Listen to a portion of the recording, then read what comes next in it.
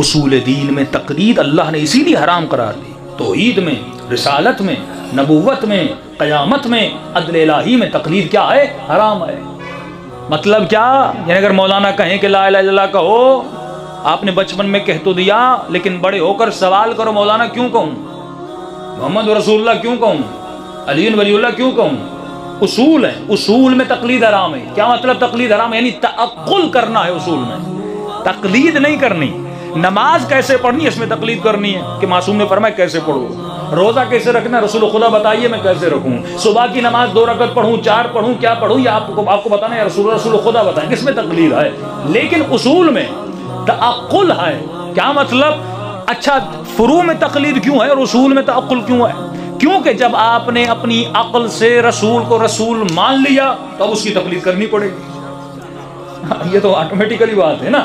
اگر آپ نے کسی ڈاکٹر کو عقلاً مان لیا کہ یہ ڈاکٹر ہے، اس کے پاس ڈگری ہے، اب آپ اس سے نسخہ لوگے، اب پوچھو گے نہیں کہ نسخہ صحیح بھی لکھا ہے غلط بھی لکھا ہے، یہ صبح 2 کیوں کھاؤں، رات کو 4 کیوں کھاؤں، سیرپ کیوں پیوں، انجیکشن کیوں لگاؤں، ڈاکٹر صاحب مجھے تکلیف ہوتی ہے.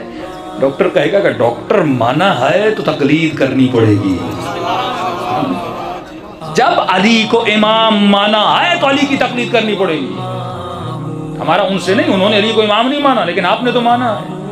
اگر مانا ہے تو علی کی تقلید کرنی پڑے گی. پہلے اصول ہے، جب اصول کے فنڈامنٹل انسان کے اندر بیسک اس کی مضبوط ہو جاتی ہے تو فروع آٹومیٹیکلی وہ ماننا شروع ہو جاتا ہے. تو جب تک مسلمان سوچے گا نہیں